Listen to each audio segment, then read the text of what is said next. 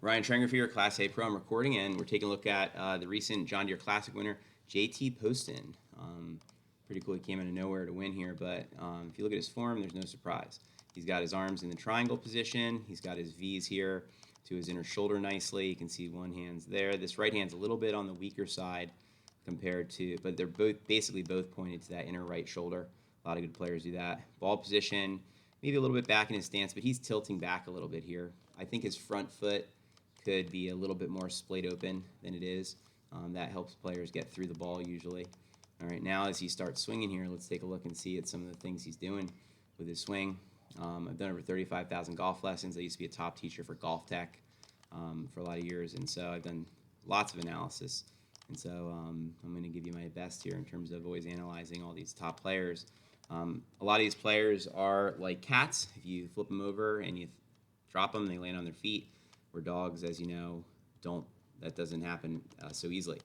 So basically, keep in mind when you're watching these top players that they're gonna, sometimes not do everything perfect, but they're able to pull things off and be consistent with their contact and their swing path. As you'll see, so here we go. So he goes going back here, taking it back. He hinges a little earlier than some. He's not just dragging it back. He's hinging also a little bit here. He's also moved his head a little bit this way, typical with the driver.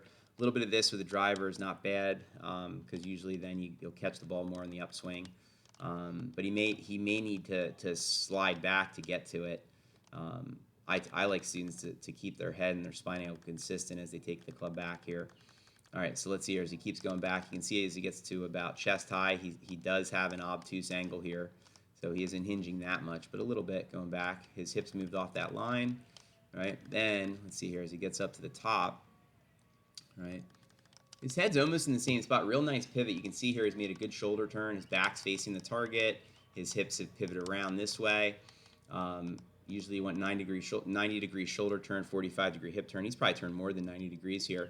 But he has shifted to the right a little bit. I would say that his spinal angle now is over here. From that little bit of lateral hip movement. Then as he comes back down, let's take a look and see here what happens. So he drops it in like many good players. Elbow drops in, takes it back nice and wide. And then if we trace the club head coming down, it's going to come back in narrower.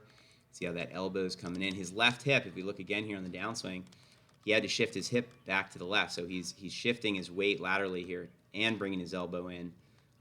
By shifting his hip out that far, though, in this direction, that's now caused his spine angle to fall backwards. Okay, so you can see here he's tilting back a little bit. His head's falling in this direction. So that's why he has the ball back in his stance instead of playing it up in the front like it should be. If we continue to trace the club head a little further here, you will see, though, he has the wide to narrow arc, right? And then when he gets down here, he actually has his wrist is kind of cuppy. He doesn't really have a supinated left wrist here, kind of a cupped wrist. And then he kind of turns the face there going through. So he kind of hangs back and turns it. I'd want him to work on his head staying up better and his hip clearing better through the ball, be more level as it would be. This is kind of a little bit of a reverse C movement. You can see that because his hip didn't clear, his left arm here gets bent a little bit. So the whole thing with the left arm bending is if the hip can clear and get out of the way, the arm can stay extended better. So you can see how much his head is falling back here to the right side. And now he's going to kind of battle his way off that back foot now, get to the front foot. Once again, like a cat. That's a tough move to make. It's easier to keep your head and your hip in the right spot. But he finishes pretty nicely, but a little bit reverse C-ish. You can see here his shoulder doesn't make it to that vertical line in the front. Now let's take a look at the other side. We're going to look at where he's at from the side view. So let's go over here. Nice posture, really good balance here. You can see that his head's in line with his spine, good knee flex. You can see here that so you're going to see here that good posture on the right as we go back. Let's see where his club goes. I'll put a swing plane line up there, and let's go like this. I'm going to trace his club head. I find it best to trace the club head to be able to see what's going on. So here we go. As you'll see here on the right-hand screen as he gets rolling, in just one moment.